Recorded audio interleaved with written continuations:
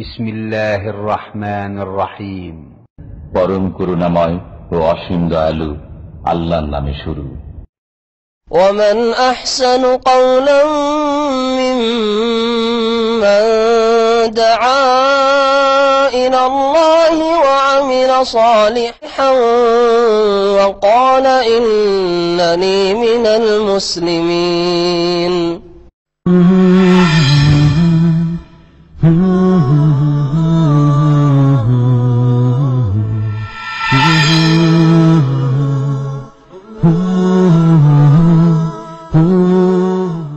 أعوذ بالله من الشيطان الرجيم.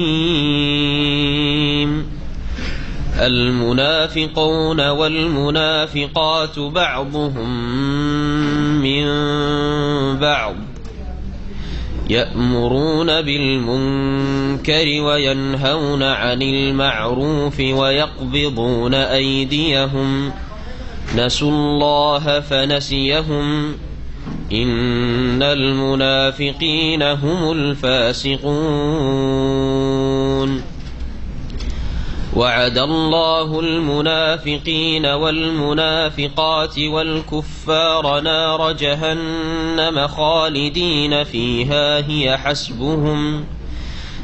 حسبهم ولعنهم الله ولهم عذاب مقيم. كالذين من قبلكم كانوا أشد منكم قوة وأكثر أموالا وأولادا فاستمتعوا بخلاقهم فاستمتعتم بخلاقكم كما استمتع الذين من قبلكم بخلاقهم وخضتم كالذي خاضوا أولئك حبطت أعمالهم في الدنيا والآخرة وأولئك هم الخاسرون.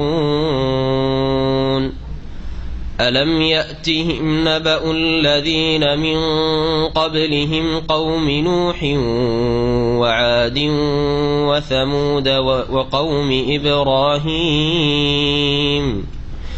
وقوم إبراهيم وأصحاب مدين والمؤتفكات. ألم يأتهم نبأ الذين من قبلهم قوم نوح وعاد وثمود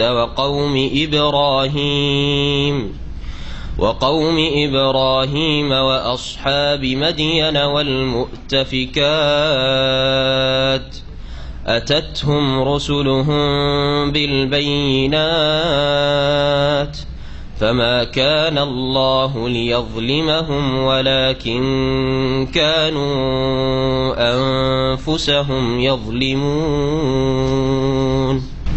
السلام عليكم ورحمة الله وبركاته. بسم الله الرحمن الرحيم. الحمد لله رب العالمين والصلاة والسلام على سيد المرسلين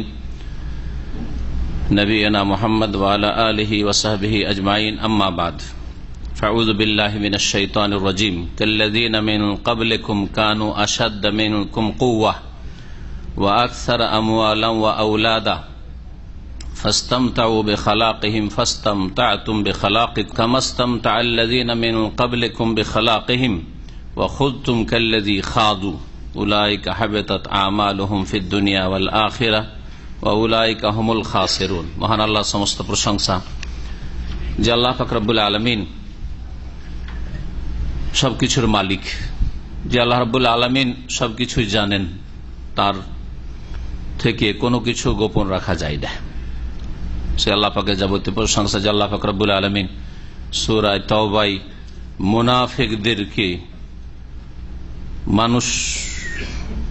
মুসলিমদের কাছে আল্লাহ পাক রব্বুল আলামিন চিহ্নিত করে দিয়েছেন। মুনাফিকদের যে সব লক্ষণ নবী করিম সাল্লাল্লাহু আলাইহি ওয়াসাল্লামের জামানায় ছিল, সাহাবায়ে কেরামের জামানায় ছিল, কিয়ামত পর্যন্ত যে সব লক্ষণ বারবার করে মুনাফিকদের ভিতরে থাকবে এবং সেগুলির বহিঃপ্রকাশ ঘটবে, সেগুলি আল্লাহ পাক বর্ণনা করে দিয়েছেন, যাতে করে এই ঘরের শত্রু থেকে সতর্ক সাবধান থাকা সম্ভব হয়। সূরা তাওবার আয়াত নম্বর 69 থেকে তাফসীর হবে। তার আগের আয়াতে আল্লাহ পাক ইরশাদ করেছেন, ওয়াদাল্লাহুল মুনাফিকিনা ওয়াল মুনাফিকাতি ওয়াল কুফারা নারা জাহান্নাম। আল্লাহ পাকের প্রতিশ্রুতি রয়েছে, ওয়াদা রয়েছে মুনাফিক পুরুষদের সাথে, মুনাফিক নারীদের সাথে, কাফেরদের সাথে জাহান্নামের আগুনের। মুনাফিক যদি মুনাফিক অবস্থায় মারা যায়, নারী হোক আর পুরুষ হোক, তাহলে বোঝা গেল যে আল্লাহ পাক রব্বুল আলামিনের দ্বীনের বিধান নারী পুরুষ সকলের জন্য। কাফের যদি কুফরের অবস্থায় মারা যায়, মুশরিক যদি শিরকের অবস্থায় মারা যায়, তাহলে তাদের সাথে আল্লাহর ওয়াদা যে আল্লাহ তাদেরকে জাহান্নামের আগুনে জ্বালাবেন, আর কোনদিন সেখান থেকে বেরোবে না তারা। খালিদিনা ফিহা, সেখানে তারা চিরকাল থাকবে। আর সেই জাহান্নামের আযাবই যথেষ্ট আযাব, ওর চাইতে বড় আযাব আর কিছু শাস্তি হতে পারে না। আল্লাহ পাকের অভিসম্পদ তাদের উপর রয়েছে এবং তাদের জন্য স্থায়ী, আল্লাহুম আযাবুম মুকিম, স্থায়ী শাস্তি রয়েছে। তারপরে আল্লাহ পাক বলছেন আয়াত নম্বর 69, কাল্লাযীনা মিন ক্বাবলিকুম, এই মুনাফিকরা কোন নতুন জাতি না, তাদের পূর্বেও তাদের পূর্বপুরুষ ছিল, তারা তাদের আদর্শে চলে। কাল্লাযীনা মিন ক্বাবলিকুম, এই মুনাফিকরা ওই সব লোকদের মতো যারা তোমাদের পূর্বে চলে গেছে। কানু আশাদ্দা মিনকুম কুওয়া, এই কাফের মুশরিকরা প্রাচীন যুগের, তারা তোমাদের চাইতে বেশি শক্তিশালী ছিল, শক্তির দিক থেকে তারা বড়ই প্রবল ছিল। আশাদ্দা মিনকুম কুওয়া, এই বর্তমান যুগের মুনাফিক অর্থাৎ নবী করিম সাল্লাল্লাহু আলাইহি ওয়াসাল্লামের যুগের মুনাফিক চাইতেও বেশি সব দিক থেকে শক্তিশালী ছিল তাদের পূর্বপুরুষ কাফের মুশরিকরা। ওয়া আকসারু আমওয়ালান ওয়া আওলাদা, এবং তারা ধন সম্পদের ক্ষেত্রে আর জনবলে সন্তান সন্ততির ক্ষেত্রেও তারা সংখ্যাগরিষ্ঠ ছিল। ধন সম্পদের ক্ষেত্রে তারা ধন সম্পদ বেশি ধন সম্পদের মালিক ছিল, এবং সন্তান সন্ততির ক্ষেত্রে তারা সংখ্যাগরিষ্ঠ ছিল। আগের যেসব জাতি, ওই সব জাতির দিকে ইঙ্গিত করা হয়েছে, যেসব কাফের জাতিগুলি মানব জাতির ইতিহাসে নবী করিম সাল্লাল্লাহু আলাইহি ওয়াসাল্লামের পূর্বে আম্বিয়া রাসূলগণদের জামানায় ধ্বংস হয়েছে, আল্লাহর দিনকে না কবুল করার কারণে, আম্বিয়া রাসূলগণের সাথে শত্রুতা পোষণ করার কারণে, বিরোধিতা করার কারণে, যেমন আদ সম্প্রদায় আরব দেশেরই একটা এলাকায় আল্লাহ ধ্বংস করেছে তাদেরকে। সৌদি আরব, ইয়ামান, ওমান, এই তিনটি দেশের বর্ডার এলাকায় এই আদ সম্প্রদায় ধ্বংস হয়েছে। সামুদ জাতিকে আল্লাহ পাক ধ্বংস করে সৌদি আরবের মধ্য এলাকা, তাবুক আর মদিনার মাঝে আল ওলা নামক এলাকা, যেটা ছিল সামুদ জাতি, সোয়ালিহ আলাইহিস সালামের জাতি, লূত আলাইহিস সালামের জাতিকে আল্লাহ পাক ধ্বংস করেছেন। যেই জাতি ছিল বর্তমান জর্ডনের কাছাকাছি মৃত সাগরে, তাদের এলাকা সাদ্দুম এলাকা, যেটাকে আল্লাহ সাগর বানিয়ে দিয়েছে। আল্লাহ পাকের এত গজব এই জাতির ওপর। কাফের মুশরিক জাতি, তার সাথে তারা সমকামী জাতি, সবচেয়ে চরিত্রহীন নোংরা জাতি ছিল আখলাক চরিত্রের ক্ষেত্রে এই লূত আলাইহিস সালামের জাতি। এইসব জাতির দিকে আল্লাহ পাক ইঙ্গিত করেছেন যে এরা শক্তির দিক থেকে প্রবল ছিল বেশি, তারপর ধন সম্পদ এদের কাছে বেশি ছিল, আর এরা জনবলেও বড় শক্তিশালী ছিল বা সংখ্যাগরিষ্ঠ ছিল, কিন্তু এসব কোনো কাজে আসেনি। ফাস্তামতাউ বিখালাকিহিম, তারা তাদের অংশ ভোগ করেছিল, তাদের অংশ প্রাপ্য। খালাক মানে হচ্ছে অংশ। আল্লাহ পাক রব্বুল বলছেন, যারা দুনিয়া শুধু চায়, দুনিয়ার আকাঙ্ক্ষা করে, ফামিনহুম মান ইয়াকুলু রাব্বানা আতিনা ফিদ দুনিয়া ওয়া মা লাহু ফিল আখিরাতি মিন খালাক, সূরা বাকারাতে রয়েছে। যারা শুধু দুনিয়ার কামনা করে, মুখে বলে অথবা অন্তরে বলে যে আমাদের দুনিয়া গরজ, পয়সা চাই, সময় হয় না দিন শিখার, নামাজ পড়ার, কেন সময় হয় না, ব্যস্ত, রুজি রোজগার নিয়ে ব্যস্ত, সংসার নিয়ে ব্যস্ত, টাকা পয়সা নিয়ে ব্যস্ত, ব্যবসা নিয়ে ব্যস্ত। যারা দুনিয়া দুনিয়া করে, আল্লাহ বলছেন ওয়া মা লাহু ফিল আখিরাতি মিন খালাক, খালাকুন মানে নাসিবুন, হাজ্জুন, তাদের জন্য আখিরাতে কোনো অংশ নেই। আর ওয়ামিনহুম মান ইয়াকুলু রাব্বানা আতিনা ফিদ দুনিয়া হাসানা ওয়া ফিল আখিরাতি হাসানা ওয়া কিনা আযাবান নার, আর কতক লোকেরা রয়েছে যারা আল্লাহকে বলে রব্বানা, হে আমাদের প্রতিপালক, আতিনা ফিদ দুনিয়া হাসানা, দুনিয়া তো আমাদেরকে মঙ্গল দান করো। দুনিয়া ছাড়তে আল্লাহ বলেননি, দুনিয়াকে তালাক দিয়ে দিবেন, সংসার ত্যাগী হয়ে যাবেন, এটা আল্লাহ নির্দেশ নয়, বরং আল্লাহ এটাকে পছন্দ করেন না। লা রহবানিয়াত ফি ইসলাম, ইসলামের অনুমতি নেই যে আপনি দুনিয়া ত্যাগ করবেন। ইসলামে বৈরাগ্যবাদ নেই, ইসলামে সংসার ত্যাগী হওয়া নেই, সাধু সন্ন্যাসী হওয়া না, বন জঙ্গলে উপাসনার নাম ইসলাম নয়, খানকার নাম ইসলাম নয়। ইসলাম হচ্ছে আল্লাহর সাথে সম্পর্ক ঠিক রেখে আল্লাহর মখলুক সৃষ্টির সাথে সম্পর্ক রাখা, স্ত্রী, ছেলে, মেয়ে, আত্মীয় স্বজন, পরিবার পরিজন, প্রতিবেশী, দেশবাসী, মানব সকল, তাদের সাথে সম্পর্ক রাখা। যারা দুনিয়াতে কল্যাণ চায়, অফিল আখিরাত হাসান, আর বলে আল্লাহ আখিরাত আমাদেরকে কল্যাণ দিও, ওয়াকিনা আযাবান নার, আর জাহান্নামের আযাব থেকে আমাদেরকে রক্ষা করিও। উলাইকা লাহুম নাসিবুম মিম্মা কাসাবু, তারা যা উপার্জন করবে, তারা যে মেহনত পরিশ্রম আমল করবে তার জন্য তাদের অংশ রয়েছে। তো নাসিবুন মানে অংশ, এই আয়াত আসলো, আর খালাক মানেও অংশ। এখানে খালাক শব্দটি ব্যবহৃত হয়েছে। ফাস্তামতাউ বিখালাকিহিম, তারা তাদের অংশ তারা ভোগ করে নিয়েছিল। ফাস্তামতাতুম বিখালাকিকুম, সুতরাং হে মুনাফিকরা, তোমরাও তোমাদের অংশ বা প্রাপ্য ভোগ করে নাও। মদিনায় আছো, নিরাপদ আছো, কালেমা পড়েছো, অন্তরে তো ইসলাম নেই, অন্তরে নবী সাল্লাল্লাহু আলাইহি ওয়াসাল্লাম আর সাহাবায়ে কেরামদের আর ইসলামের শত্রুতা ভরপুর হয়ে রয়েছে, দুনিয়ার ভোগটা করে নাও। কখনো কখনো গানিমাতের ধন সম্পদ ভাগ পেয়ে যাচ্ছ ইসলাম প্রকাশ করার কারণে, আর নিরাপদ মদিনায় বসবাস করছো, করো, তোমরা তোমাদের প্রাপ্য তোমরা ভোগ করে নাও। কামাস্তামতা আল্লাযিনা মিন ক্বাবলিকুম, যেমন ভোগ করেছিল ওই সব লোকেরা যারা তোমাদের পূর্বে অতিবাহিত হয়ে চলে গেছে। বিখালাকিহিম, তাদের অংশ তাদের প্রাপ্য ভোগ করে নিয়েছে। ওয়া খুযতুম কাল্লাযী খাযু, আর ওই রকমই তোমরা অনর্থক আলোচনায় ব্যস্ত থাকো, যেরকম অনর্থক আলোচনা পূর্বের জাতিরা করেছে, অসার কথা, ফালতু কথায় মেতে থেকেছে, তারা তাদের উপকারী কথায় আসেনি, উপকারী কথা না শিখেছে, না কাউকে শিখিয়েছে, না তার চর্চা করেছে। উলাইকা হাবিতাত আমালুহুম ফিদ দুনিয়া ওয়াল আখিরাহ, এরাই তো সেই সব লোকেরা, এই শ্রেণীর লোক নবী সাল্লাল্লাহু আলাইহি ওয়াসাল্লামের জামানার মুনাফিক আর আগের যুগে তাদের পূর্বপুরুষ যত কাফেররা রয়েছে, এরা এমন যাদের কাজগুলি, আমলগুলি মানে কাজগুলি দুনিয়া এবং আখিরাতে বিনষ্ট হয়ে যাবে, বিনষ্ট হয়ে যাবে, কোনো কাজে আসবে না। ওয়াউলাইকা হুমুল খাসিরুন, আর ওরাই হচ্ছে ক্ষতিগ্রস্ত। কাফের, মুশরিক, মুনাফিক এরাই হচ্ছে ক্ষতিগ্রস্ত। তারপরে আল্লাহ রাব্বুল আলামিন বলছেন যে তোমাদের বিশ্বাস হয় না যে কাফেরদের উপর আল্লাহর আযাব আসে, বিশ্বাস হয় না? তো আগের যুগের ইতিহাস গেল তোমরা অস্বীকার করতে পারবে যে আগের যেসব ঘটনা ঘটেছে?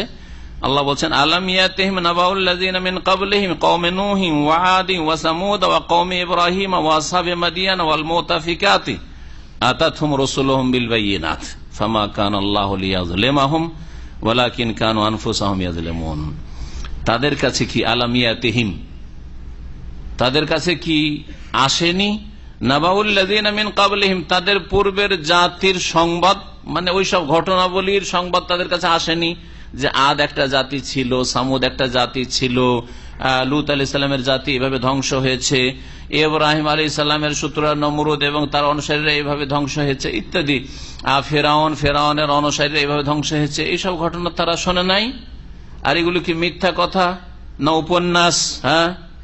না, উপন্যাস নয়, সত্য ঘটনা এগুলি। আল্লাহ পাক বলছেন তাদের কাছে কি তাদের পূর্বের জাতিগুলির ঘটনাবলী আসেনি বা সংবাদ আসে নাই?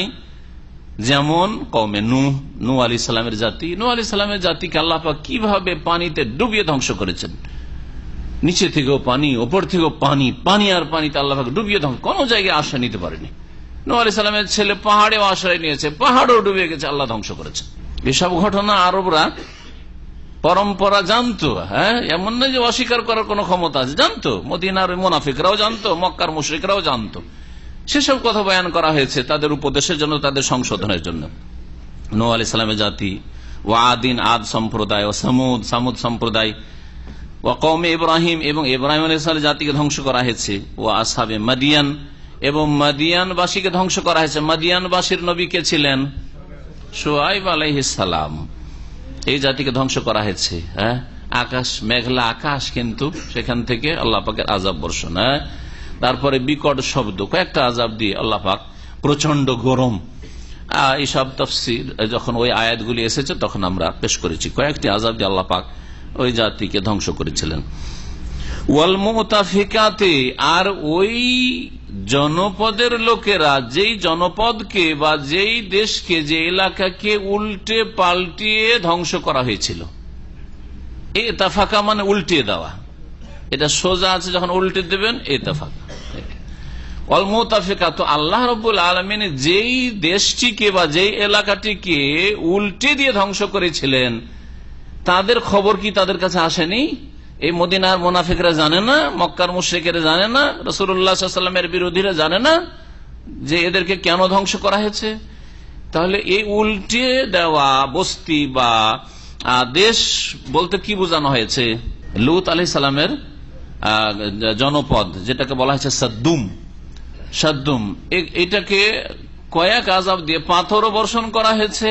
আর আল্লাহ পাকের এত ক্রোধ এই সমকামীদের উপর, আর উপরন্তু তাদের তো কুফরি আছে, ওর চাইতে বড় অপরাধ। কারণ শিরক কুফরির চাইতে বড় অপরাধ পৃথিবীতে কিছু না। সবচেয়ে বড় অপরাধ হচ্ছে শিরক আর কুফরি। হ্যাঁ, আল্লাহকে অস্বীকার করা, আল্লাহর একত্বকে অস্বীকার করা, আল্লাহর দ্বীনকে অস্বীকার করা, আল্লাহ নবী রাসূল পরকালকে অস্বীকার করা, এটা সবচেয়ে বড় অপরাধ। এরা সবচেয়ে বড় অপরাধী। আজকাল এটাকে অপরাধ মনে করা হয় না, শুধু ক্রাইম অপরাধ কোনগুলি, যেগুলো সমাজ বিরোধী অপরাধ, হ্যাঁ, যেগুলি মানুষের নজরে অপরাধ লাগে, সেগুলি হচ্ছে অপরাধ না, সেগুলি অপরাধ। কারণ আল্লাহ সূরা ফুরকানে প্রথম শিরকের কথা, ওয়াল্লাযিনা লা ইয়াদউনা মা আল্লাহি ইলাহান আখার ওয়া লা ইয়াকতুলুনা আন-নাফসা আল্লাতী হারামাল্লাহু ইল্লা বিল হক ওয়া লা ইয়াজনুন। তাহলে প্রথম অপরাধ আল্লাহ কি উল্লেখ করেছেন? শিরক। আর তারপরে খুন করা সামাজিক অপরাধ, ক্রাইম 2 নম্বরে। 3 নম্বরে সামাজিক অপরাধ আর দ্বীনি অপরাধ, সব রকমের অপরাধ। জিনা যারা করে তারা সবচেয়ে বড় অপরাধী, আর যারা করে না এগুলো থেকে বেঁচে থাকে, শিরক থেকে বেঁচে থাকে, খুন করা থেকে বেঁচে থাকে, খুনের সাথে জড়িত হওয়া থেকে বেঁচে থাকে, জুলুম অত্যাচার থেকে বেঁচে থাকে, জিনা ব্যভিচার থেকে বেঁচে থেকে দূরে থাকে, তারা হচ্ছে ইবাদুর রহমান, আল্লাহ পাকের নেক বান্দা।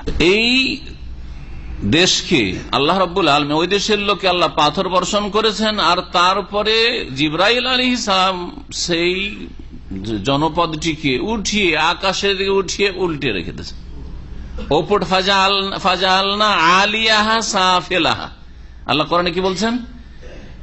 সেই সাদ্দম লূত আলাইহিস সালামের এলাকার ওপর ভাগটিকে, জমিনের ওপর ভাগটিকে কি করেছিলাম? আলিয়াহা, আলি মানে ওপর ভাগকে কি করলেন? সাফিলাহা, নিচে করে দিয়েছিলেন। ওয়া আমতারনা আলাইহিম মিন হিজারাতাম মিন সিজিলি মানদুদ, আর তাতে আমি পাথর বর্ষণ করেছিলাম, যে আপনার যে পাথরগুলি ঝামা পাথর হয়ে থাকে, এই ধরনের পাথর, আল্লাহ পাকের আযাবের পাথর আল্লাহ পাক বর্ষণ করেছিলেন। আতাতুহুম রাসূলুহুম বিল বায়িনাত। আচ্ছা, এই জাতিগুলিকে কেন ধ্বংস করা হয়েছে? আল্লাহর জবাব দিচ্ছেন, তাদের কাছে রাসূলগণ এসেছিলেন সুস্পষ্ট দলিল প্রমাণ নিয়ে। প্রত্যেক যুগে আল্লাহ নবী রাসূল পাঠিয়ে সতর্ক করেছেন, দেখো সাবধান হয়ে যাও, সতর্ক হয়ে যাও, তোমাদের দুনিয়া আখিরাতের কল্যাণের জন্য বলা হচ্ছে। নবী রাসূল তোমাদের হিতাকাঙ্ক্ষী, তোমাদের দরদি, তোমাদের কষ্টে ব্যথিত ইত্যাদি না। অবুঝ জাতি, বুঝেনি। স্পষ্ট দলিল প্রমাণ নিয়ে রাসূলগণ এসেছেন, কিন্তু তারা অমান্য করেছে। অমান্য যখন করেছে তখন তাদের উপর আযাব এসেছে। এই আযাব আসা আল্লাহর জুলুম নয়, তারা নিজেরা জুলুম করেছে। তাই আল্লাহ বলছেন, ফামা কান আল্লাহু লিয়াযলিমাহুম, আল্লাহ তাদের উপর জুলুম করেন নাই। আল্লাহ তাদের উপর জুলুম করার নন, যে জুলুম করবেন। ওয়ালাকিন কানু আনফুসাহুম ইয়াযলিমুন, তবে আসল বিষয় হচ্ছে যে তারা নিজেরা নিজেদের উপরই জুলুম করেছিল। জুলুম, সবচেয়ে বড় জুলুম হচ্ছে শিরক, আর আল্লাহর হক নষ্ট করা হচ্ছে জুলুম, ফরজ ওয়াজিব ছাড়া হচ্ছে জুলুম, ঘাটতি করা হচ্ছে জুলুম, ফরজ ওয়াজিবে হারাম নাজায়েজ কাজ করা হচ্ছে জুলুম। হ্যাঁ, এ আল্লাহর হকের ক্ষেত্রে জুলুম। আর তৃতীয় জুলুম হচ্ছে জুলমুল ইবাদ, আল্লাহর মখলুক অন্য মখলুকের উপরে জুলুম করা, মানুষের জুলুম করা, মানুষ পশুর উপরে জুলুম করা। পশু যেভাবে আল্লাহ খেতে বলেছে ওইভাবে না খেয়ে যদি অন্য কোনো পন্থায় যদি আপনি তাকে মেরে ফেলেন, সেটা হচ্ছে জুলম। এই জন্য পশু পাখির অধিকার রয়েছে। আমার একটা আলোচনা রয়েছে ওই আয়াত এবং হাদিসগুলি পেশ করে, যে পশু পাখির ইসলামে অধিকার এমন যুগে বলা হয়েছে কোরআনে এবং হাদিসে, যেই যুগে ইউরোপরা শিক্ষার ছোঁয়াতে আসেনি। আজকাল 200-300 বছর থেকে বলা হচ্ছে পশু অধিকার, অ্যানিমাল রাইটস, আর এই সব কথা বলা হচ্ছে, এগুলি এখন বলা হচ্ছে, কিন্তু ইসলাম 1400 বছর আগে শিখিয়ে রেখেছে। তারপর আল্লাহ পাক মুনাফিকদের কথা বলার পাশাপাশি মুমিনদের কথা বলছেন। কারণ অন্ধকার না থাকলে আলোর গুরুত্ব বোঝা দিয়ে যেত না। সবসময় যদি আলো আর আলো থাকতো তাহলে আলোর গুরুত্ব বুঝতেন না, ঠিক না? কিন্তু বাসা থেকে যখন বিদ্যুৎ চলে যায় আর অন্ধকার হয়ে যায়, তখন বুঝতে পারে যে হাইরে কত কষ্টে আছি, কত পেরেশানিতে আছি। আরবি কবি বলেছেন যে প্রত্যেক বিপরীত বস্তু দিয়ে আসল বিষয়ের গুরুত্বটা উপলব্ধি করা যায়। বিপরীত না থাকলে আসলটার গুরুত্ব বুঝতেন না, যদি কুৎসিত না থাকতো তো সুন্দর সুন্দরীর গুরুত্ব বুঝতেন না, সবই একই রকম, কিছু বুঝতেন না যে সুন্দর একটা জিনিস রয়েছে। আল্লাহ পাক মুমিনদের কথা বলছেন পক্ষান্তরে, অল মুমিনুন অল মুমিনাত বাযুহুম আউলিয়া বায। এর আগে বলা হয়েছে মুনাফিক এক মুনাফিক আর এক মুনাফিকের দলের, অল মুনাফিকুন অল মুনাফিকুন অল মুনাফিকুন অল মুনাফিকাত মিন বায। মুনাফিক এক মুনাফিক আর এক মুনাফিকের দলের, সব একই রকমের তারা। আর মুমিনরা ওয়াল মুমিনুন ওয়াল মুমিনাত বাযুহুম আউলিয়া বায, মুমিন পুরুষরা আর মুমিন নারীরা একে অপরের বন্ধু। আউলিয়া ওলিয়নের বহুবচন, ওলি মানে বন্ধু। তার একজন মুমিন হিসাবে যে কোন মুমিনের সাথে বন্ধুত্ব রাখে, ভালোবাসা রাখবে, এটা আল্লাহ পাক ফরজ করেছেন। ইমানের ভিত্তিতে, নেক আমলের ভিত্তিতে যে যত বেশি ইমানদার, যে যত বেশি আল্লাহর দ্বীন প্রতিষ্ঠা করে, তার সাথে তত বেশি ভালোবাসা, এটা আল্লাহ পাক রব্বুল আলামিনের হুকুম, আল্লাহ পাক ফরজ করেছেন। ওয়ালা এর নাম হচ্ছে আল ওয়ালা, ওয়ালা থেকে হচ্ছে ওলি, আউলিয়া। আর যে আল্লাহর যত বড় শত্রু তার সাথে তত বৈরিতা থাকবে, তার সাথে যত বেশি শত্রুতা থাকবে, আল্লাহ এটাও ফরজ করেছেন, যাকে বলা হয় আল বারা। আর সূরায়ে তাওবার নাম হচ্ছে সূরায়ে বারাআত, সম্পর্ক ছেদের ঘোষণা। বারাআতু মিনাল্লাহি ওয়া রাসূলিহি। মুমিন পুরুষ এবং মুমিন নারীরা পরস্পরের বন্ধু। যখন পরস্পরের বন্ধু হিতাকাঙ্ক্ষী হয় না ক্ষতি করার চেষ্টা করে? যদি জানতে পারে যে ক্ষতি হচ্ছে তো ক্ষতিটাকে রুকার চেষ্টা করে, না হচ্ছে হোক যাক, আমার কাছে সাহায্য তো চাইনি বলে ছেড়ে দেয় নাকি? না, ছাড়ে না, তাই না? আর সবচাইতে বড় উপকার করা হচ্ছে যে যেই উপকারের মাধ্যমে সে ইহকাল পরকাল দুই কালই লাভবান হইতে পারবে, সেটা হচ্ছে তাকে ভালো কাজের জন্য উৎসাহিত করেন। আর অন্যায় তার মধ্যে থাকলে তাতে বাধা দেন, কারণ অন্যায়ের কারণে তার উপর আল্লাহর আযাব আসবে দুনিয়াতে, তার জন্য তাকে জাহান্নামে যেতে হবে। আর ভালো কাজে যদি ঘাটতি থেকে যায় তাহলে দুনিয়াতে আল্লাহর আযাব আসবে, আখিরাতে তাকে জাহান্নামে যেতে হবে। সুতরাং সবচেয়ে বড় তার হিতাকাঙ্ক্ষী হওয়ার প্রমাণ হচ্ছে আল আমর বিল মারুফ ওয়ান নাহি আনিল মুনকার, ভালো কাজের উপদেশ দেওয়া আর অন্যায় কাজে বাধা দেওয়া। তাই আল্লাহ পাক বলছেন যে তারা ইয়ামুরুনা বিল মারুফ, তারা একে অপরকে ভালো কাজে নির্দেশ দিয়ে থাকে, ওয়া ইয়ানহাউনা আনিল মুনকারে, অন্যায় কাজে বাধা দিয়ে থাকে, ওয়া ইয়ুকিমুনাস সালাতা, আর তারা সালাত কায়েম করে। তাহলে মুমিন হওয়ার জন্য পরিচয় হচ্ছে নামাজ কায়েম করা। 5 ওয়াক্ত নামাজ না পড়লে ইমানের দাবি শুধু দুনিয়ার দাবি, আখিরাতে এই ইমান কোনো কাজে আসবে না। ইমানের দাবি করে লাভ নেই। যদি স্পষ্ট কথায় আসেন, আপনি যদি মুসলিম থাকতে চান তাহলে 5 ওয়াক্ত নামাজ 17 রাকাত পড়েন কমপক্ষে পাশ করার জন্য। এর ভিন্ন কোন শরীয়ত নেই যে নামাজ ছাড়াও মুসলমান থাকা যায়, নামাজ ছাড়াও জান্নাত পাওয়া যায়। এটা সাহাবায়ে কেরামদের ইজমার খেলাফ। জি, সুতরাং একদিকে আসেন, যদি আল্লাহর ভয় থাকে, পরকালে নাজাতের চিন্তা থাকে, তাহলে 5 ওয়াক্ত নামাজ আল্লাহ যেভাবে 17 রাকাতকে ভাগ করে দিয়েছেন ওয়াক্তে ওয়াক্তে ওইভাবে আদায় করেন না, কমপক্ষে মুসলিম হয়ে যান। উদখুলু ফিস সিলমে কাফা। আর তারপরে পুরাপুরি ইসলামে আসার জন্য বাকিগুলি করেন আপনি। বাকি অন্যান্য যে ফরজ ইবাদত রয়েছে আর সুন্নাত রয়েছে, মুস্তাহাব রয়েছে, সেগুলি করুন আপনি। নামাজ কায়েম করে 2 নম্বর গুণ আল্লাহ উল্লেখ করেছেন, নামাজ কায়েম করে। প্রথমে উল্লেখ করেছেন যে ভালো কাজের উপদেশ দেয় আর অন্যায় কাজে বাধা দেয়। ওয়া ইউতুনা যাকাত, আর 3 নম্বর গুণ হচ্ছে তারা যাকাত দিয়ে থাকে। কারণ পেটে যদি খেতে না থাকে তাহলে শান্তি পাবে না। সেজন্য যেসব লোকদের পেটে খাবার নেই, শরীরে বস্ত্র নেই, তাদের খাবারের ব্যবস্থা করেন, বস্ত্রের ব্যবস্থা করেন, মুসলিমদের দারিদ্র মোচনের ব্যবস্থা করেন। আর তারপরে 4 নম্বর গুণ হচ্ছে যে তারা আল্লাহর আনুগত্য করে এবং তার রাসূল সাল্লাল্লাহু আলাইহি ওয়াসাল্লামের আনুগত্য করে। কারণ দিন হচ্ছে আল্লাহর আদেশ নিষেধ মানার নাম আর তার রাসূল সাল্লাল্লাহু আলাইহি ওয়াসাল্লামের আদেশ নিষেধ মানার নাম। কারণ আল্লাহর কথা কোরআনে কারীমে, তা হচ্ছে ওহী, এবং রাসূলুল্লাহ সাল্লাল্লাহু আলাইহি ওয়াসাল্লামের কথা কাজ তার অনুমোদন তা হচ্ছে ওহী, হাদিস হচ্ছে ওহী। এর ভিন্ন কোনো কিছু মানতে হবে দলিলবিহীন, মুরব্বীরা বলেছে পছন্দ করেছে, এর নাম শরীয়ত নয়, এর নাম দ্বীন নয়। উলাইকা সায়ারহামুহুমুল্লাহ, আর এই গুণগুলি যাদের মধ্যে আছে মুমিন তারা, আর এইরকম বহু গুণ আছে, সবগুলি এখানে উল্লেখ করা হয়নি, কিন্তু যেগুলো মৌলিক বিষয় মোটামুটি এতে বয়ান করে দেওয়া হয়েছে। এরাই তো সেই সব লোকেরা যাদের ওপর নিশ্চিত আল্লাহ রাব্বুল আলামিন দয়া করবেন। সায়ারহামুহুমুল্লাহ, ইন্নাল্লাহ আজিজুল হাকিম, নিঃসন্দেহে আল্লাহ রাব্বুল আলামিন মহাপরাক্রান্ত, আজিজ, তাকে কেউ হারাতে পারে না এবং তার কাছ থেকে কেউ হাতছাড়া হয়ে যেতে পারে না। হাকিমুন, এবং তিনি প্রজ্ঞাবান, তার প্রত্যেকটি কথা কাজে, শরীয়তি বিধিবিধানে এবং সৃষ্টিগত কাজেও হিকমত রয়েছে। ওয়াদাল্লাহুল মুমিনিনা ওয়াল মুমিনাত, যেমন মুনাফিকদের সাথে ওয়াদার কথা উল্লেখ করা হইল 68 নম্বর আয়াতে, তাই না? জাহান্নামের আগুনের ওয়াদা। মুমিনদের সাথে কিসের ওয়াদা রয়েছে? আল্লাহ বলছেন ওয়াদাল্লাহ, আল্লাহ পাক ওয়াদা করছেন মুমিন পুরুষদের সাথে, ওয়াল মুমিনাত, আর মুমিন নারীদের সাথে জান্নাত, জান্নাতের বহু বচন বলা হয়েছে। জান্নাতকে জান্নাত কেন বলা হয়? জান্নাতুন মানে হচ্ছে, জান্নাতুন মানে কি? বাগান। আর জান্নাত বহু বচন, অধিকাংশ আয়াতগুলিতে জান্নাতকেও বহু বচন ব্যবহার করে, কখনো কখনো এক বচনে এসছে জান্নাতিন, জান্নাতিন তাজরি, কিন্তু অধিকাংশ আয়াতগুলিতে জান্নাত বহু বচন এসছে। খেয়াল করবেন কোরআনে কারিমে। হ্যাঁ, তার মানে বহু রকমের বাগান আর বাগান রয়েছে, আর যত বেশি গাছপালা থাকে তত বেশি দেখতে সুন্দর লাগে। তো জান্নাতের একটি বৈশিষ্ট্য হচ্ছে গাছপালা আর গাছপালা, বাগান আর বাগান, বাগান আর বাগান। যে শহরকে গ্রিন করতে পেরেছে সেই শহর নিয়ে খুব গৌরব করে যে আমাদের এই সিটি হচ্ছে গ্রিন সিটি।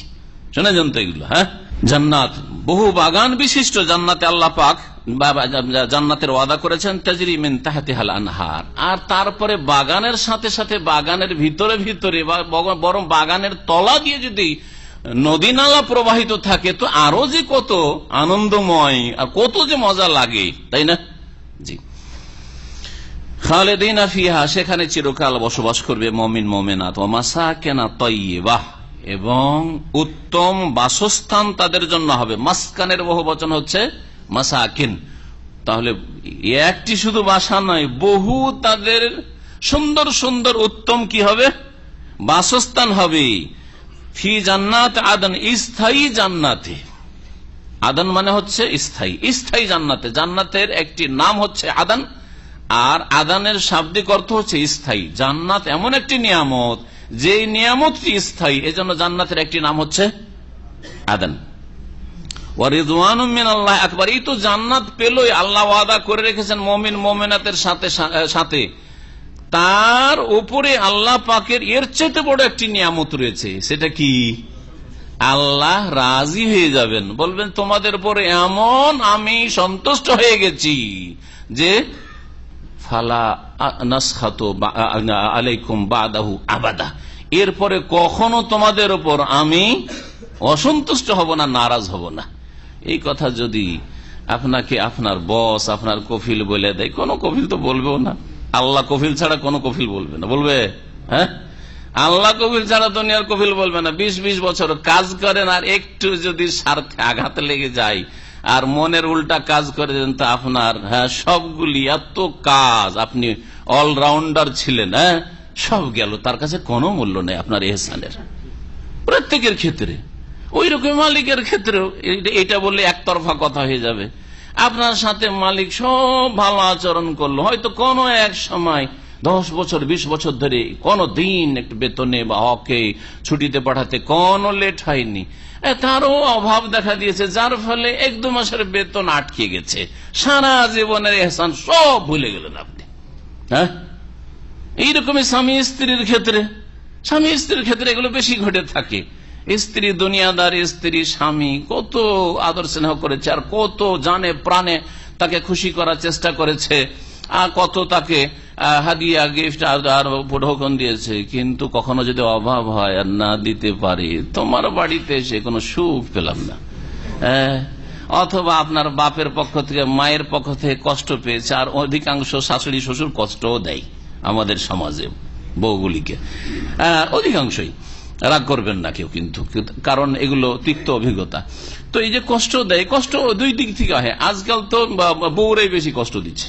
বউ গিয়ে শুয়ে থাকবে, ও বুড়িকে রান্না করতে হবে, তো কষ্ট না?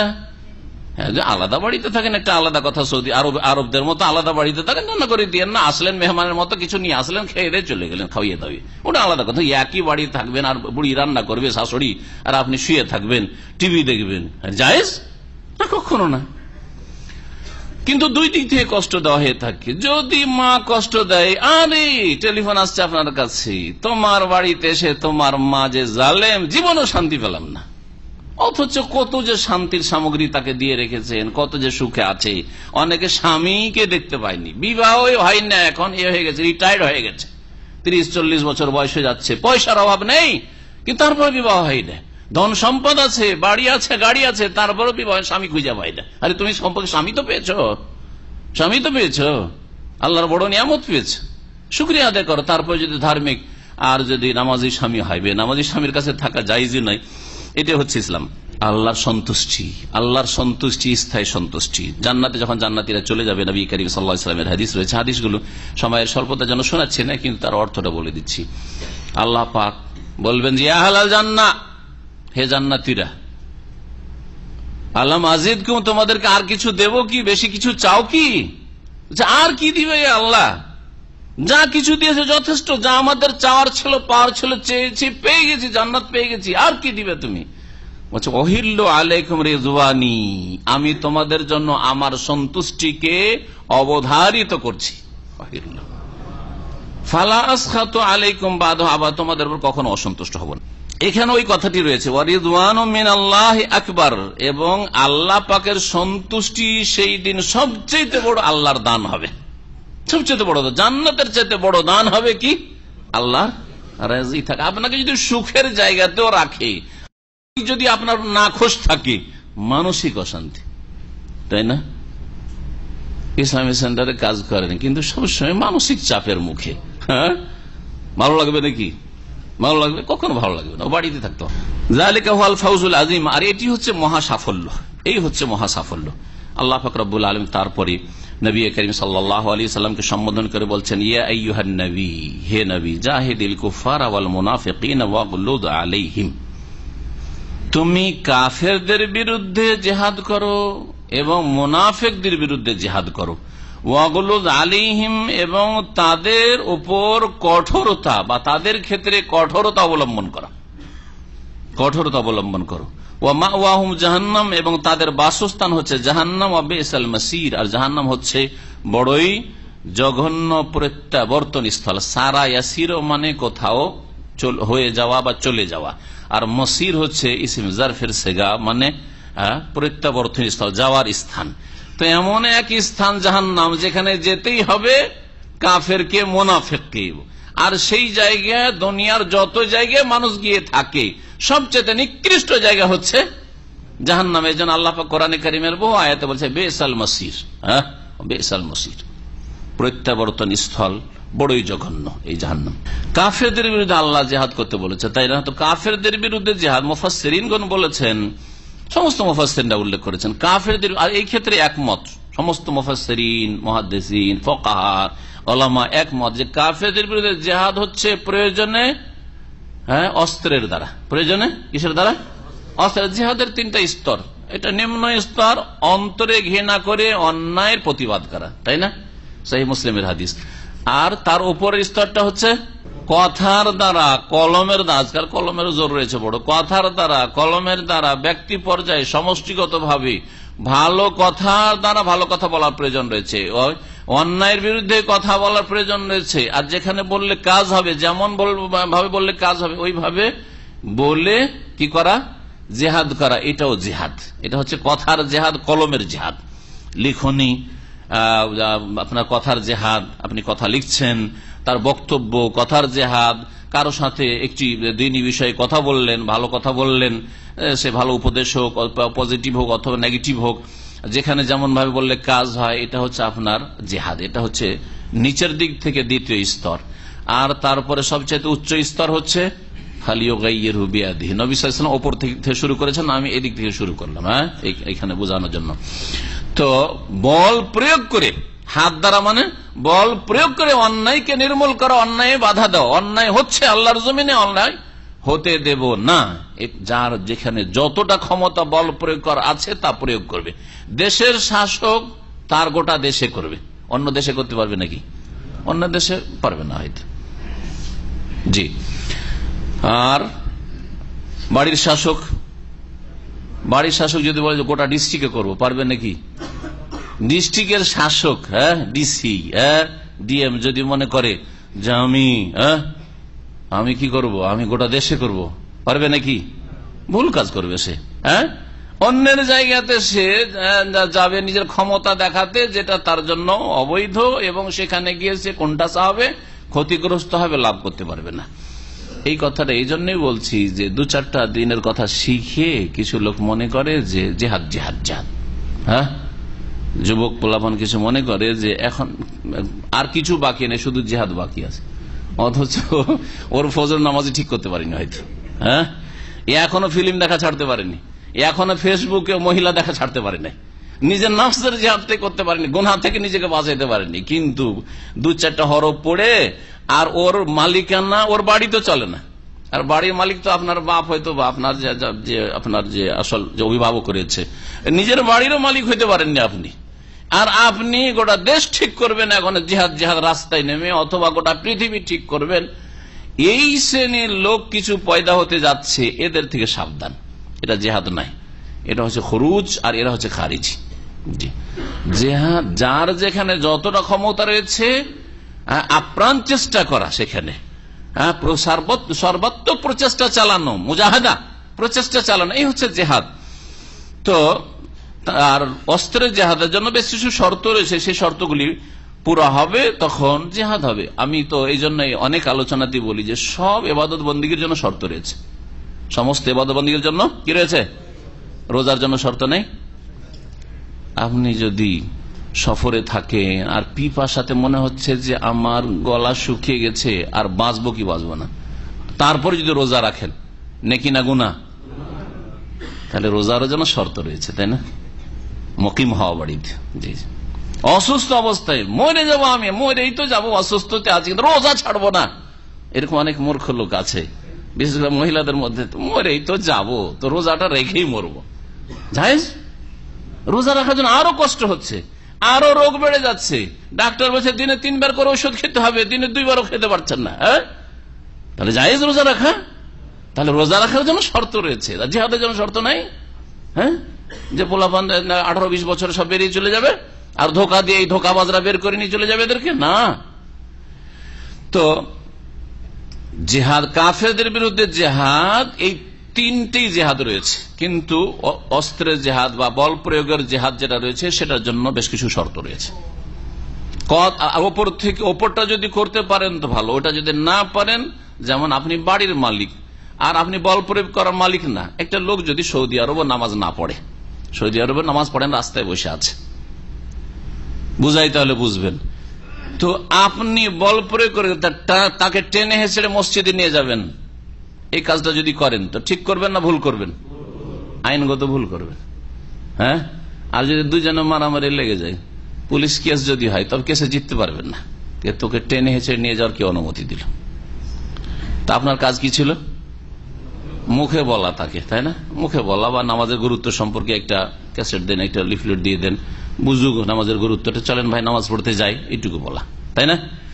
কিন্তু হাইয়ার লোক যদি হয়, হায়াতুল আমর বিল মারুফ ওয়া নাহয়ুল মুনকার, সৌদি আরবে যে সরকারি সংস্থা, যাদেরকে অনুমতি দেওয়া আছে তোমরা বল প্রয়োগ করে নামাজের সময় দোকানপাট বন্ধ করাবে, আর মসজিদে লোক যাবে, রাস্তায় বসে যেন না থাকে, তাদের ক্ষমতা আছে। এটা সে প্রয়োগ করুক আর নাই করুক, পুরা করুক আর কম করুক, কিন্তু কথা হচ্ছে তাদেরকে ক্ষমতা দেওয়া আছে সরকারের তরফ থেকে। তারা যদি বল প্রয়োগ করে টেনে মসজিদে নিয়ে যায়, অথবা মসজিদে নামাজ পড়তে যায়নি ধরে নিয়ে গিয়ে তারা তাদের জেলে বন্ধ করে, জায়েজ না জায়েজ নয়?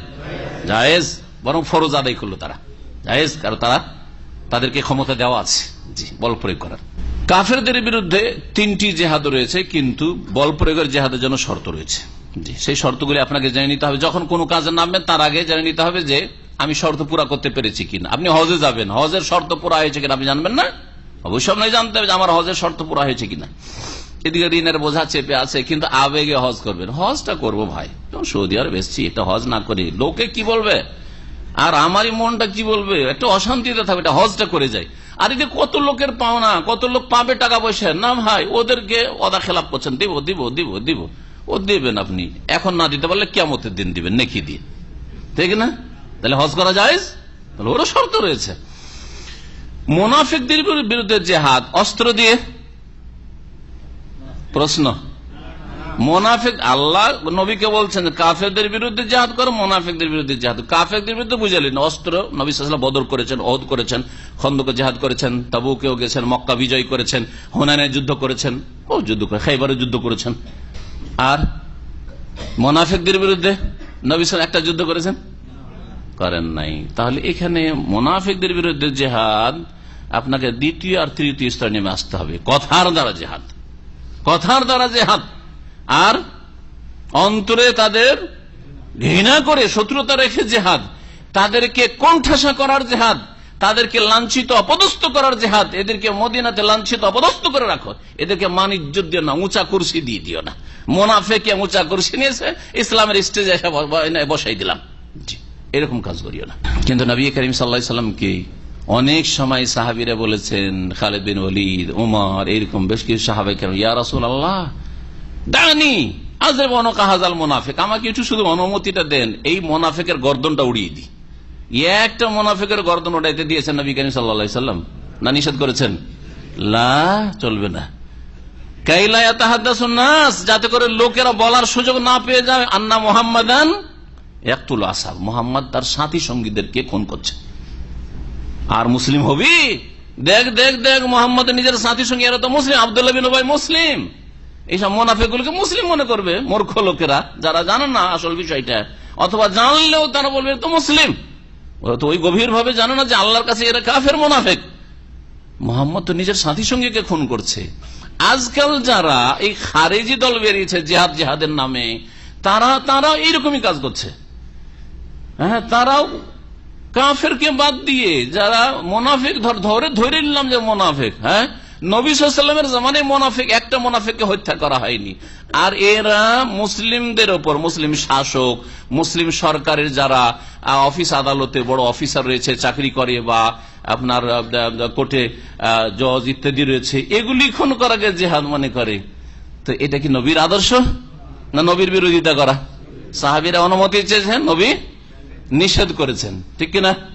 তাহলে আশা করি স্পষ্ট। এরপরে যাতে করে আমাদের ছেলেরা গোমরাহ না হয়, হ্যাঁ, আমাদের যুবক মুসলিমরা যাতে করে গোমরাহ না হয়, যে নবী করিম সাল্লাল্লাহু আলাইহি ওয়াসাল্লাম মুনাফিক হইল, ধরেই নিলাম যে মুসলিম সমাজের এগুলি হচ্ছে মুনাফিক, হ্যাঁ, অন্তর থেকে মুনাফিক, তারপরও তাদেরকে হত্যা করা নবী সাল্লাল্লাহু আলাইহি ওয়াসাল্লামের জামানায় তো জায়েজ ছিল না। তাহলে এই জিহাদ মানে তার নিচের জেহাদ, 2 নম্বরে কথার দ্বারা জেহাদ, তারপরে তাদেরকে তাদের জাতি করে তারা কোণঠাসা হয়, তারা নিজের কাজকে না বাড়াইতে পারে, দলকে ভারী না করতে পারে ইত্যাদি, এই রকমের জেহাদ।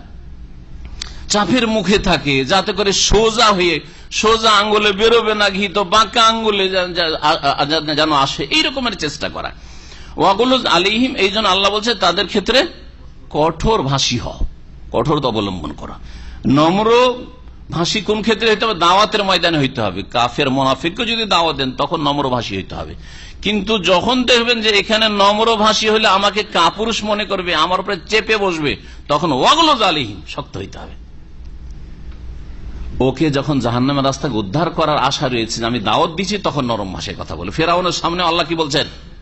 ফাকুল আলাহু কাওলান লাইয়িনান। মূসা এবং হারুন, 2 নবীকে আল্লাহ বলছেন, 2 নবী রাসূলকে কি বলছেন? যে নরম ভাষায় ফেরাউনের সাথে কথা বলিও। আর এখানে আল্লাহ বলছেন মুনাফিক আর কাফেরের সাথে কঠোর ভাষায় কথা বলি। তাহলে কথা বলার ক্ষেত্র ভিন্ন ভিন্ন। দাওয়াতের ময়দানে যখন যাবেন তখন নরম ভাষায় কথা বলেন, কারণ আকৃষ্ট করা উদ্দেশ্য, জান্নাতের দিকে নিয়ে আসা উদ্দেশ্য, জাহান্নাম থেকে উদ্ধার করা একে উদ্দেশ্য।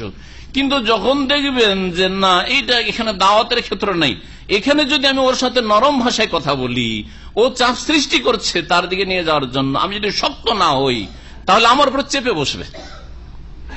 কবর মাজার পূজার চাঁদা চাইছে আপনার কাছে, মূর্তি পূজার চাঁদা চাইছে, মিলাদ করার চাঁদা চাইছে, সেখানে যদি নরম হয়ে যান যে ভাই টাকা পয়সা দিতে পারছি না, ভাই কি করবে, চেপে বসে মাথার উপর, কেন দিবি না তুই, তাই না?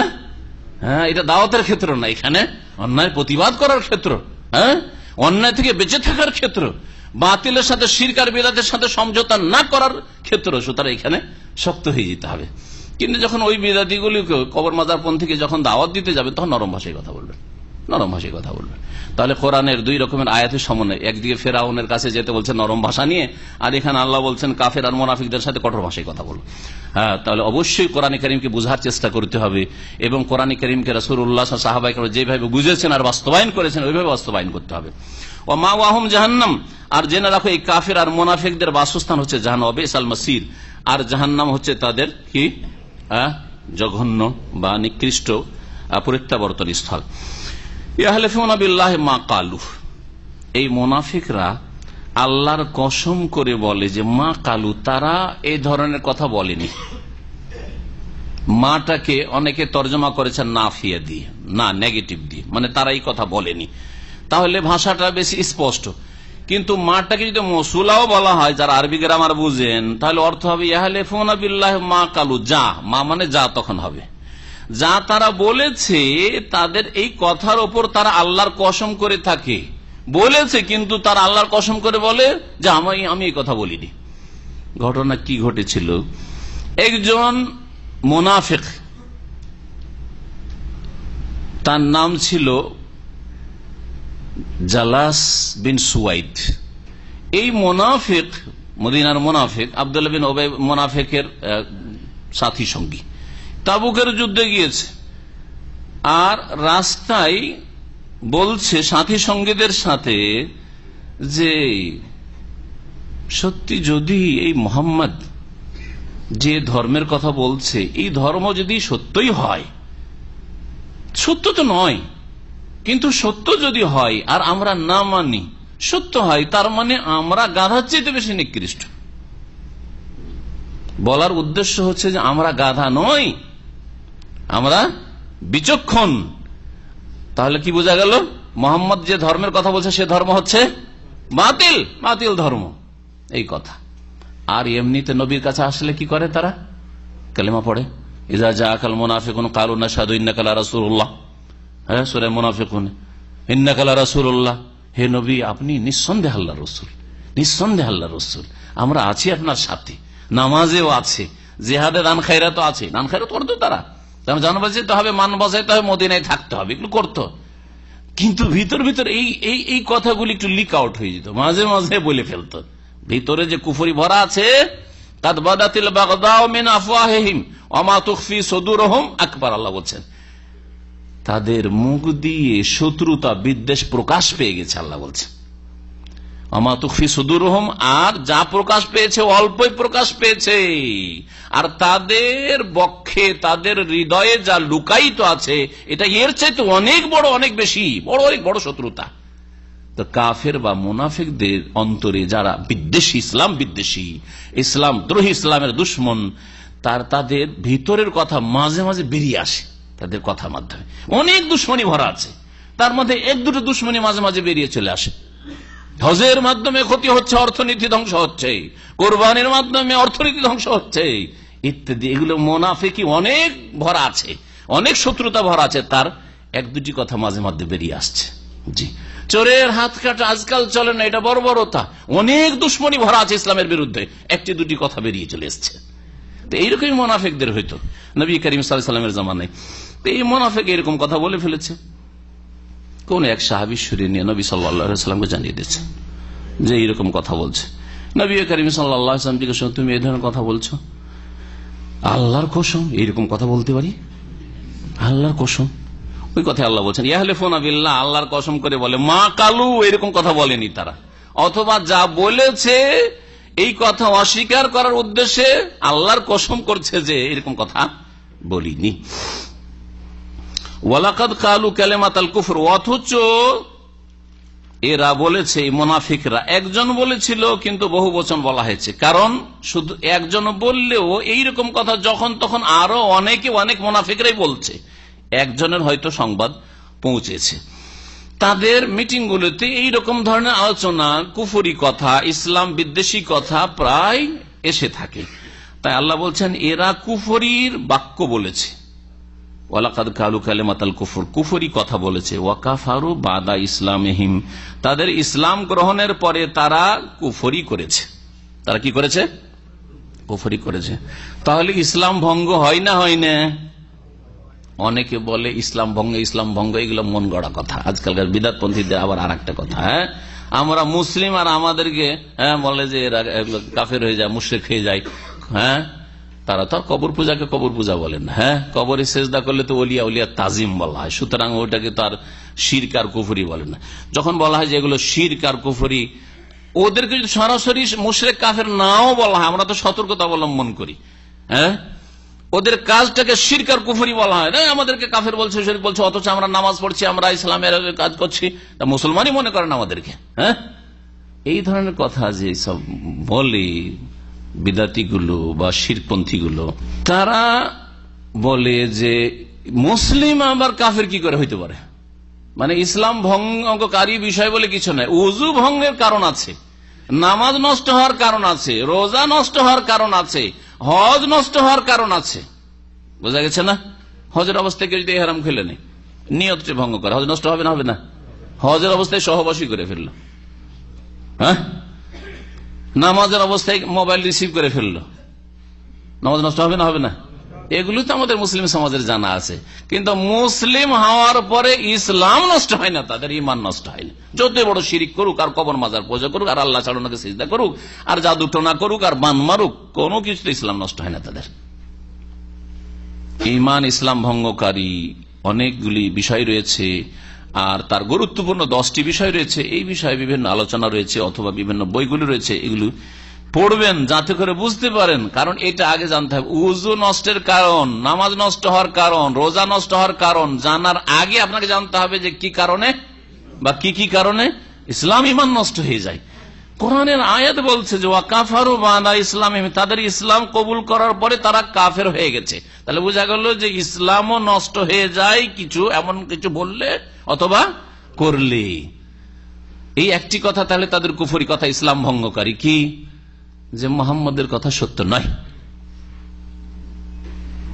সুতরাং এইরকমই যদি কেউ বলে যে আল্লাহ ছাড়াও গৌস কুতুব আছে যারা পৃথিবী ধরে আছে এবং দিতে পারে, আল্লাহ তাদেরকে ক্ষমতা দিয়ে রেখেছেন, তো কাফারু বাদা ইসলামিহিম নয়? ইসলামের পরে কুফরি কথা নয় না? বলতে কষ্ট লাগে, এটা কোরআনের কথা। হ্যাঁ, কারণ ইসলাম ভঙ্গ করেছে। আল্লাহ একমাত্র দাতা, ওয়াহাব আল্লাহর নাম, দাতা আল্লাহ, আল্লামুল গায়ব, গায়েব জাননেওয়ালা আল্লাহ রাব্বুল আলামিন। যদি বলে যে আমাদের আউলিয়াও খবর রাখেন, হ্যাঁ, মুরিদ গিয়ে বলছে যে আমার ছেলে হারিয়ে গেছে কয়েকদিন থেকে, ছেলে খুঁজে পাচ্ছি না, চোখটা বন্ধ করে কিছুক্ষণের জন্য আর মোরাকাবা করলেন, কাশফ হয়ে গেল, আর তারপরে চোখটা খোলার পরে বলছেন যাও তোমার বাড়ি চলে যাও, দরজায় তোমার ছেলে আছে। বলেন ঈমান ভঙ্গ হয় না এতে? না, আল্লাহর সাথে একেও আলেমুল গায়ব বানিয়ে দিলেন, এতে ঈমান ভঙ্গ হয় না। এগুলি বুঝে আসে না, এগুলো শিরক মানে হয় না। হ্যাঁ, গরিবদের শিরক এগুলোকে বলে, এক শ্রেণী গুমরারা। এক শ্রেণী গুমরা কি বলে? এগুলো গরিবদের শিরক। গরিবদের শিরকের বিরুদ্ধে সোচ্চার হওয়া দরকার নেই। আর যত নবী রাসূল এসেছেন কিন্তু গরিবদের শিরক ধ্বংস করার জন্য। এই মূর্তি পূজা, হ্যাঁ, আর আল্লাহ ছাড়া অন্যকে সিজদা করা, আল্লাহ ছাড়া অন্যের জন্য জবাই করা, আল্লাহ ছাড়া অন্যের জন্য মান্নত করা, এগুলিকে ধ্বংস করার জন্য এসেছেন, নির্মূল করার। তৌহিদুল উলুহিয়া, তৌহিদুল ইবাদত, ইবাদত একমাত্র আল্লাহর জন্য হবে, এটা কায়েম করার জন্য এসেছে। আল্লাহ রাব্বুল আলামিন বলছেন যে ওয়ালাকাদ কালু কালিমাতাল কুফর, এরা কুফরি কথা বলেছে, ও কাফারু বাদা ইসলামি, তাদের ইসলামের পরে তারা কুফরি করেছে, ও হাম্মু বিমা লাম ইয়ানালু, আর তারা এমন ষড়যন্ত্র করেছে যাতে তারা সফল হয়নি। হাম্মা ইয়াহুম্মু মানে অসৎ উদ্দেশ্য করা, এখানে মানে ষড়যন্ত্র করা। হ্যাঁ, আর নালা ইয়ানালু মানে কোনো কিছু হাসিল করা, অর্জন করা। তো তারা এমন কিছুর উদ্দেশ্য করেছিল যেটা তারা অর্জন করতে পারে নাই। এতে আবার কি ঘটনা লুকায়িত আছে? ঘটনা আছে। তাবুক থেকে নবী করিম সাল্লাল্লাহু আলাইহি ওয়াসাল্লাম যখন রাস্তায় ফিরছিলেন, রাস্তায় একটা ঘাটি মানে সংকীর্ণ রাস্তা ছিল, দুই পাহাড়ের মাঝখানে, যেটাকে আকাবা বলা হয়। আকাবা বলা হয় দুই পাহাড়ের মাঝখানে সংকীর্ণ জায়গাকে। ফালাক্তাহামাল আকাবা তাওমা আদরাকা মাল আকাবা, এটা হচ্ছে শরীয়তি আকাবা যে এখানে বলা হয়েছে। আর আকাবা নবী সাল্লাল্লাহু আলাইহি ওয়াসাল্লাম মদিনার লোকেরা গিয়ে রাতের অন্ধকারে গিয়ে যে বায়াতে আকাবাতে গিয়ে বায়াত করেছেন, ইসলাম গ্রহণ করেছিলেন, সেটা মেনা থেকে যখন বেরিয়ে আসবেন আপনি মক্কার দিকে, আজিজিয়ার দিকে, তখন দুই দিক থেকে পাহাড় একেবারে চিপে চলে আসে সংকীর্ণ হয়ে। ওই জায়গায় কাফেরদের নজর থেকে লুকায়িত গোপনীয় স্থানে রাতের অন্ধকারে নবী সাল্লাল্লাহু আলাইহি ওয়াসাল্লাম এগুলি বায়াত করেছিলেন, মানে তারা ইসলাম গ্রহণ করেছিল। আর তারা দাওয়াত দিয়েছিল মদিনার আনসাররা যে আপনি মদিনা চলে আসেন, এখানে আর কত কোণঠাসা হয়ে থাকবেন, আর কত নির্যাতিত থাকবেন, আর আপনার সাহাবীরা নির্যাতিত, আমরা সার্বিক দিক থেকে আপনার সাথে আছি, জান মাল সবকিছু কোরবানি করার জন্য প্রস্তুত আছে, আপনি হিজরত করে চলে আসেন। আকাবা, তো আকাবা বলা হয় সংকীর্ণ, দুই পাহাড়ের মাঝখানে সংকীর্ণ রাস্তাকে। নবী সাল্লাল্লাহু আলাইহি ওয়াসাল্লাম যখন ফিরছিলেন মদিনার উদ্দেশ্যে তাবুক থেকে, তখন ওই রকমই একটা আকাবা, দুই পাহাড়ের মাঝখানে সংকীর্ণ রাস্তায় এই মুনাফিকরা একটা ষড়যন্ত্র করলো যে মোহাম্মদকে মারতে হবে। কেমন করে মারতে হবে? এক কাজ কর, যখন এই আকাবা ঘাটিটাতে ঢুকবে তো ভিড়ভাড়, অনেক লোক আসছে, সব উঠে চড়ে আসছে, তাই না? উঠে চড়ে আসছে তো প্রশস্ত রাস্তা, কিন্তু যখন এই ঘাটি দিয়ে পার হইতে অন্য কোনো রাস্তা নেই, তখন স্বাভাবিক একটা ভিড় জমবে না? যদি প্রশস্ত রাস্তা থেকে তারপরে চিপা হয়ে যায়, এইগুলো ওই যখন আপনি সাফা মারোয়া ঘুরেন অথবা যখন পাথর মারতে আসেন তখন বুঝতে পারবেন, যারা হজ করেছেন, পাথর মারতে প্রশস্ত রাস্তা দিয়ে আসছেন, হঠাৎ করে রাস্তা এমন সংকীর্ণ হয়ে গেল যে চাপাচাপিতে অনেক সময় হতাহত। এবারের ঘটনাটা ওইভাবে ঘটে গেছে। আরেক দিক থেকে এসে লোক, দুটো রাস্তা একসাথে মিলছে, তো লোক সংখ্যা দ্বিগুণ হয়ে গেল, তারপরে মানুষ চাপাচাপিতে মারা গেল। তো ওই রকম জায়গাতে তারা আগে থেকে ষড়যন্ত্র করে গেছে, এক কাজ করবে, যখন মোহাম্মদ সাল্লাল্লাহু আলাইহি ওয়াসাল্লাম, তারা তো সাল্লাল্লাহু আলাইহি ওয়াসাল্লাম বলতেন না, মোহাম্মদ যখন সাল্লাল্লাহু আলাইহি ওয়াসাল্লাম ওই জায়গায় আসবেন ঘাটিতে উটের পিঠে চড়ে, আমরা চারিদিক থেকে উট নিয়ে একবারে তার সাথে ভিড়ভাড় করে দেবো, আর ভিড়ভাড় করে এমন ধাক্কাধাক্কি শুরু করে দেবো যে ওই ধাক্কাধাক্কির মাঝে তিনি আছাড় খেয়ে উটের উপর থেকে পড়ে যাবেন। আর উটের উপর থেকে পড়ে গেলেই উটের একটা বদ অভ্যাস আছে যে পা চাপিয়ে দিবে, আর তা যদি নাও করে তো আমরাই মেরে দেবো, উটের পিঠ থেকে আছাড় দিয়ে ফেলে দেবো। এই ছিল তাদের ষড়যন্ত্র, পরিকল্পনা আগে থেকে। এই কাজ করতে হবে, এই সফরে মোহাম্মদকে আর মদিনা পৌঁছে দিয়ে দিতে হবে না, এখানে শেষ করে দিতে হবে। আল্লাহ পাক ওই কথাই বলছেন, ওয়াহাম্মু বিমা লাম ইয়ানালু, তারা ষড়যন্ত্র করেছিল এমন যা তারা হাসিল করতে পারেনি, যাতে তারা সফল হয়নি। ওমা নাকামু ইল্লা আন আগনাহুমুল্লাহ ওয়া রাসূলুহু, নবী সাল্লাল্লাহু আলাইহি ওয়াসাল্লাম তাদের কি ক্ষতি করেছিলেন যে নবীকে মারবে, তার নবীর ক্ষয়ক্ষতি করবে? কি কোন ক্ষতি করেননি। নবী করিম সাল্লাল্লাহু আলাইহি ওয়াসাল্লাম এবং সাহাবায়ে কেরাম তাদের কোনো ক্ষতি করেন নাই, ইল্লা, এইটাই শুধু অপরাধ ছিল যে আন আগনাহুমুল্লাহ ওয়া রাসূল, আল্লাহ এবং তার রাসূল সাল্লাল্লাহু আলাইহি ওয়াসাল্লাম তাদেরকে অভাব মুক্ত করে দিয়েছিলেন। আল্লাহ রাব্বুল আলামিন তার অনুগ্রহে অভাব মুক্ত করেছেন, এবং রাসূলুল্লাহ সাল্লাল্লাহু আলাইহি ওয়াসাল্লাম এই মুনাফিকগুলি অভাবী ছিল, দুর্গত ছিল, তাদেরকে গানিমতের মালধন দিয়ে আর হাদিয়া উপঢৌকন দিয়ে আর ফায়ের ধন সম্পদ দিয়ে অভাব মুক্ত করে দিয়েছেন। এটাই অপরাধ।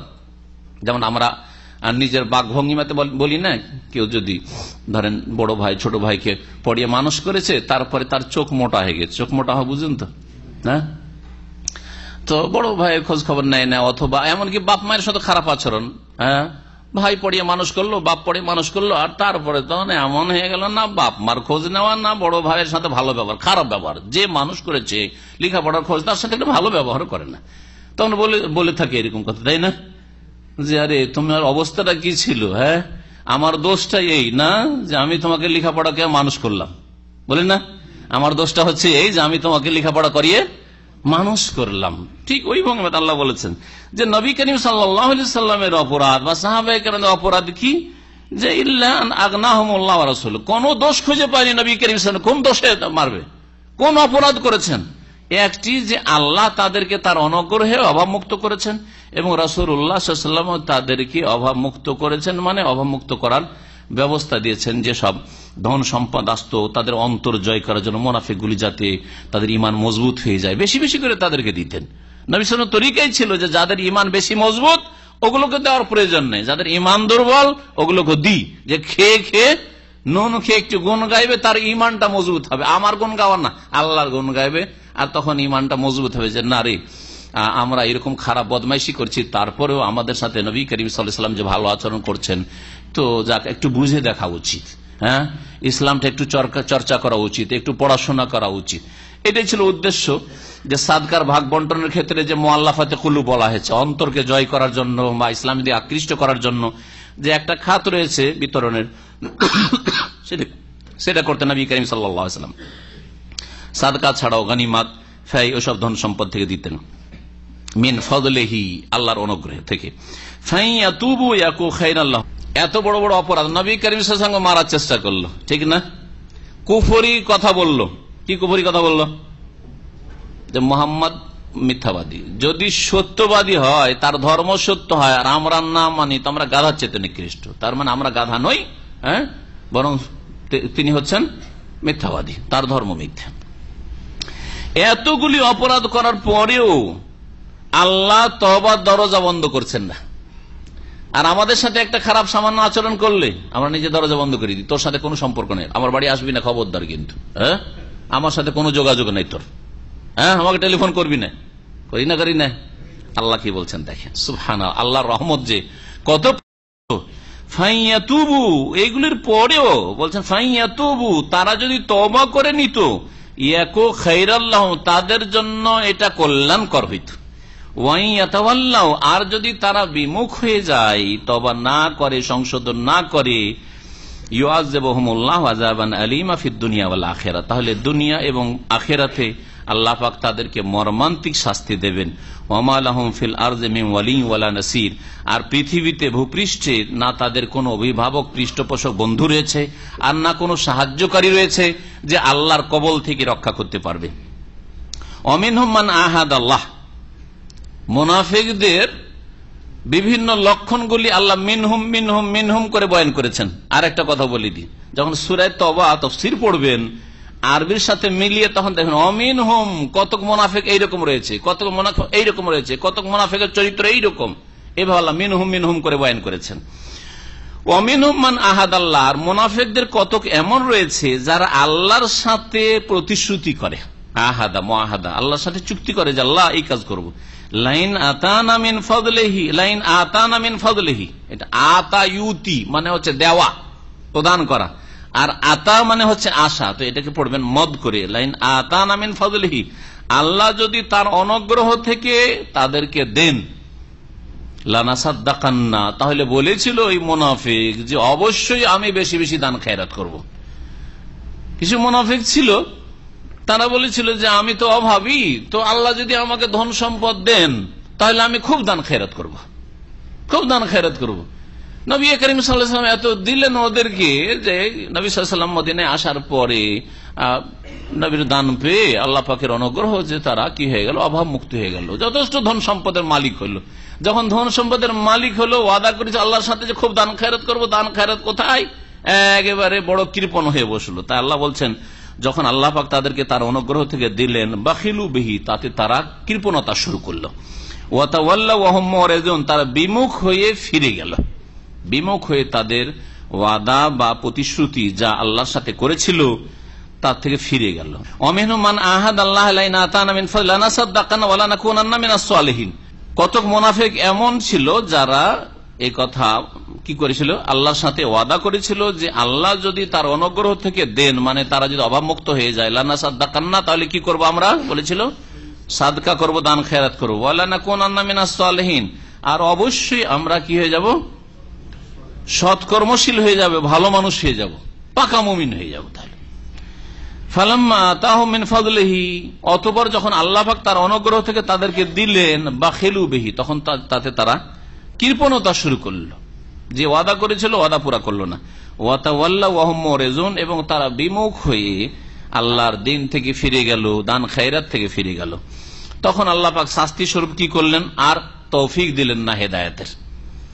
ঈমান তাদের অন্তরে আর বসলো না, মুনাফিকি তাদের আরো প্রকট হয়ে গেল অন্তরে। বলছেন ফাআকাবাহুম নিফাকান ফি কুলুবিহিম ইলা ইয়াউমি ইয়ালকাউনাহু, আল্লাহ পাক রব্বুল তাদের হৃদয়ে, তাদের অন্তরে কপটতা দিয়ে দিলেন, আকাব মানে যেটা পিছনে আসে, হ্যাঁ, আকিব পায়ের গোড়ালিকে বলা হয়, পিছন দিকটাকে বলা হয়।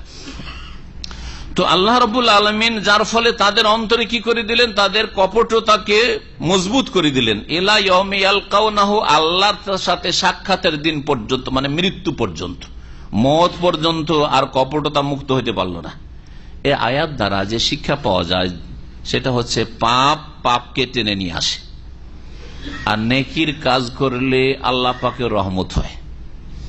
বুঝলেন না? পাপকে টেনে নিয়ে আসে কেমন করে? যখন তারা কিসের পাপ করলো? আল্লাহর সাথে ওয়াদা করেছিল যে আল্লাহ যদি আমাকে ধন দৌলত দাও তাহলে খুব দান খেরাত করব। পরে যখন ধন দৌলত পেল তখন কৃপণতা শুরু করলো। এই যে পাপ, কৃপণতার পাপের কারণে তাদের অন্তরে যে মোনাফেকি ছিল, মোনাফেকি আরো মজবুত হয়ে গেল, আরো মোনাফেক মজবুত হলো। ইমানের আর তৌফিক হলো না মওত পর্যন্ত। পাপের কুপ্রভাব, মানুষের জীবনে পাপের কুপ্রভাব আছে, সার্বিক ক্ষেত্রে কুপ্রভাব আছে। আপনার দিনের উপরে কুপ্রভাব পড়ে, আপনার দুনিয়ার উপরে কুপ্রভাব পড়ে, যেটা মানুষ বোঝে না। পাপের বড় কুপ্রভাব রয়েছে। অনেকে মনে করেন যে আমি অনেক পয়সার মালিক হইলাম, হারাম উপায়ে অনেক উপার্জন করলো, কিন্তু এই হারাম উপার্জনের কারণে তার স্ত্রী সতী নয়, হয়তো হারাম উপার্জনের কারণে তার ছেলে মেয়েগুলি অসৎ, বেনামাজি হয়ে গেল।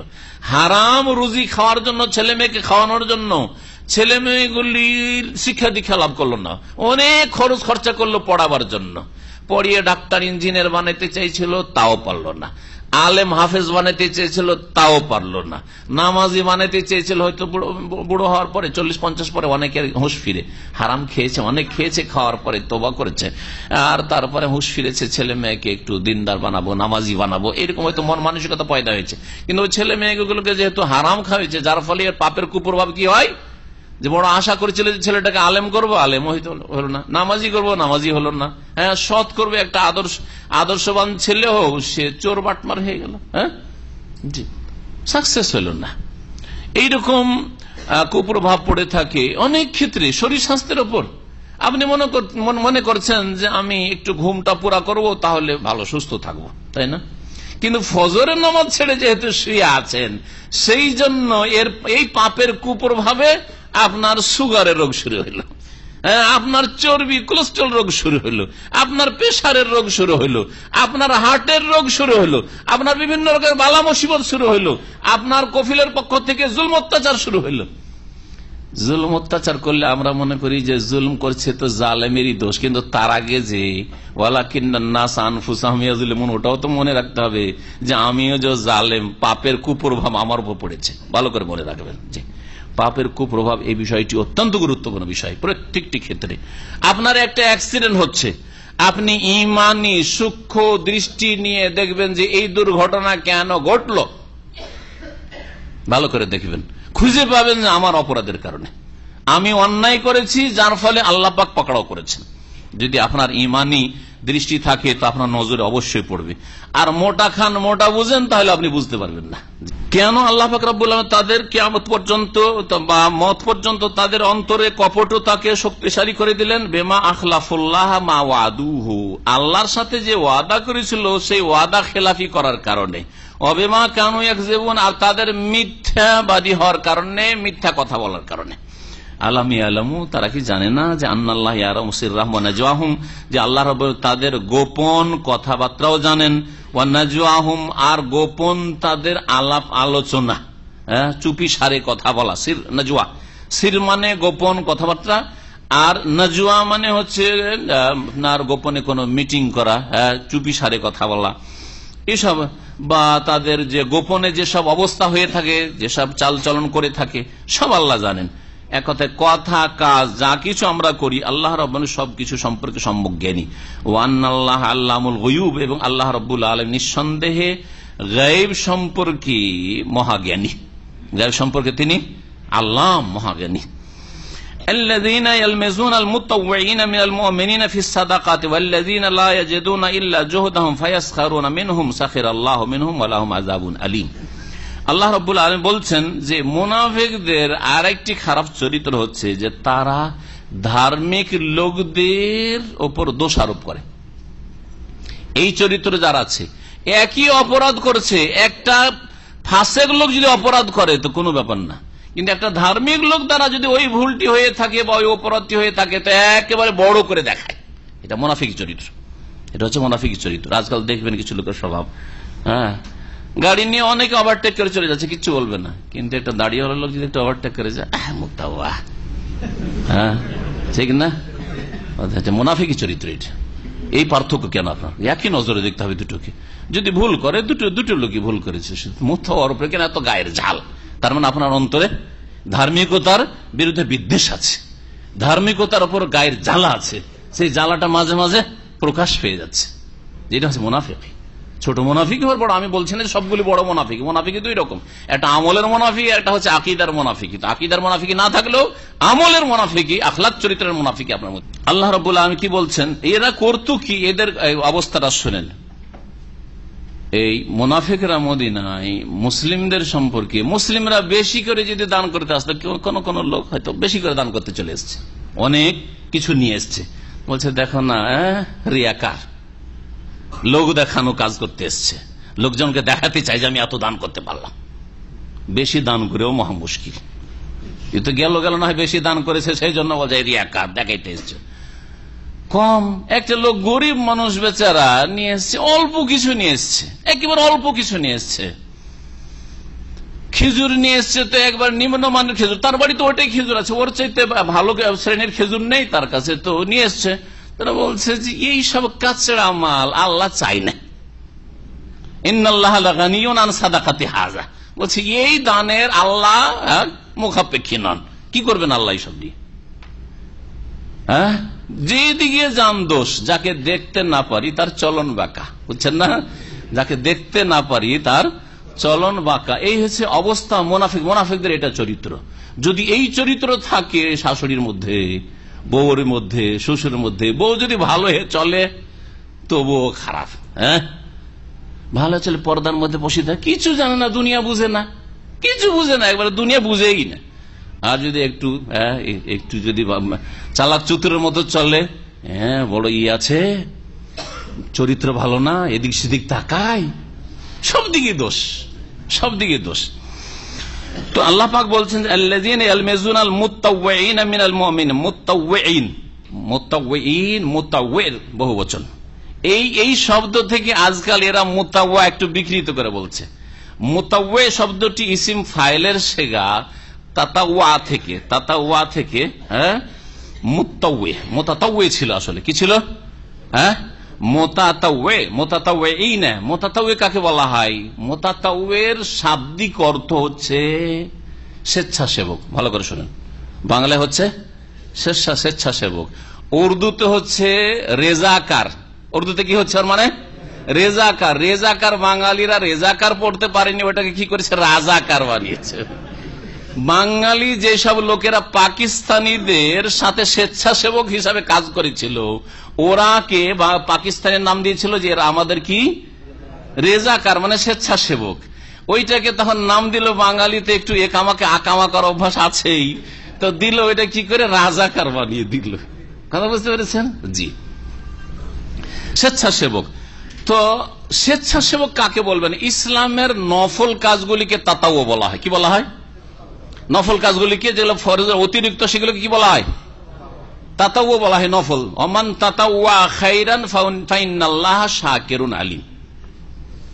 আল্লাহ বলছেন সূরা বাকারাতে যে কেউ যদি ভালো কাজ অতিরিক্ত করে, হ্যাঁ, বেশি করে, নফল করে, ফাইন্নাল্লাহা শাকিরুন, আল্লাহ তার মূল্যায়ন করবেন, হ্যাঁ, আল্লাহ পাক তার উত্তম প্রতিদান দেবেন, এবং আল্লাহ জানেন যে কে কোন নিয়তে করছে আর কে কতটা ভালো কাজ করছে। তাহলে তাতাও মানে নফল কাজ। এখন বলেন দাড়ি রাখলে শুধু মোতাওয়া বলা, এটা যুক্তিসঙ্গত না অযৌক্তিক? কেন অযৌক্তিক? তাতাও মানে নফল কাজ, আর মোতাওয়া মানে হচ্ছে নফল কাজ সম্পাদনকারী। দাড়িওয়ালাকে যদি বলেন মোতাওয়া, তার মানে কি হল? মোতাওয়া তার মানে কি যে তুমি এই যে কাজটা করেছো এটা কোন কাজ? নফল কাজ। আর আমি করি না কারণ এটা নফল, সেজন্য আমি করি না। বোঝা গেছে কাজ? দাড়িটা নফল, দাড়িটা নফল, দাড়িটা সুন্নাত না, দাড়িটা হচ্ছে ওয়াজিব, ফরজ। দাড়িটা হচ্ছে ফরজ, ভালো করে শুনে রাখেন। সুতরাং দাড়িওয়ালা দেখলে মোতাওয়া বলা এই শব্দের ব্যাখ্যার দিক থেকেও বলা ঠিক নয়। 2 নম্বর কথা, কিছু কিছু লোক আছে এর চাইতে মারাত্মক অপরাধ করে মোতাওয়া বলে, টিটকারি মারে। মোতাওয়া বলা উদ্দেশ্য হচ্ছে উপহাস করা, ঠাট্টা করা, মানে দাড়িওয়ালা মানে দুনিয়ার কিছু বুঝে না, আর আমরা যদি মহিলা সাজি তো দুনিয়ার অনেক কিছু বুঝি। এটা একটা ভুল ধারণা যে দাড়ি সাফ করলেই দুনিয়া বুঝে আর দাড়ি থাকলে কিছু বুঝে না। আমাদের একজন এসি টেকনিশিয়ান, এই বড় বড় দাড়িওয়ালা আছে, তো এক জায়গায় কন্ট্রাক্টের জন্য গেলে বলছে না না তুমি পারবে না, তুমি পারবে না, মানে দাড়ি দেখে মনে করছে মানে দাড়িওয়ালা আবার এসি টেকনিশিয়ান হয়, অথচ সবচেয়ে ভালো এসি টেকনিশিয়ান সে। ওর কাছে নিল না কাজ করে, নিল অন্যদের কাছে, তাদের দাড়ি ছিল না। দেখা গেল ওই কন্ট্রাক্টের পরে সাব কন্ট্রাক্ট আর এক সাব কন্ট্রাক্ট, আপনারা কি বলেন ওগুলোকে, মানে কয়েক কন্ট্রাক্টের পরে যে কাজ করেছে একেবারে নতুন প্রাথমিক পর্যায়ের ওই এসি টেকনিশিয়ান, তার কাছ থেকে কাজ নিয়েছে, 1 বছরও চলেনি, অচল। কিন্তু যেহেতু স্মার্ট, হ্যাঁ এরা জানে কাজ। তো এইরকম ধারণা যদি মুসলিমের থাকে তো এটা জেহালত, অজ্ঞতা। এক কথায় মোতাওয়া বলে এক শ্রেণীর লোকেরা ঠাট্টা করে, উপহাস করে, তাহলে এটাতে ঈমান ভঙ্গ হওয়ার আশঙ্কা রয়েছে। আর ঠাট্টা উপহাস নাও যদি করে, আর এমনি যদি শ্রদ্ধা সম্মানের ছলে বলে যে মোতাওয়া, তবুও ঠিক না, কারণ এটা নফল কাজ না, এটা ফরজ কাজ। বোঝা গেছে? দাঁড়িয়ে রাখা ওয়াজিব, সৌদি আরবের সমস্ত ওলামারা একমত, অধিকাংশ ওলামারা এই কথা বলছেন যে দাঁড়িয়ে রাখা ওয়াজিব, ফরজ। সুতরাং এই মোতাওয়া দাড়িওয়ালাকে বলা এটা 2 দিক থেকেই ভুল। যারা বলছেন তাদের অজ্ঞতার কারণে বলছেন। যারা এই মুনাফিকরা এমন, যারা কি করত, খোটা দিত, লফজ মানে খোটা দেওয়া, বা দোষারোপ করত কাদের উপর, আল মুতাওয়িনা মিনাল মুমিনিনা ফিস সাদাকাত, মুমিনদের মধ্যে যারা সৎকর্মশীল তাদেরকে ফিস সাদাকাত, দান খায়রাতের ক্ষেত্রে,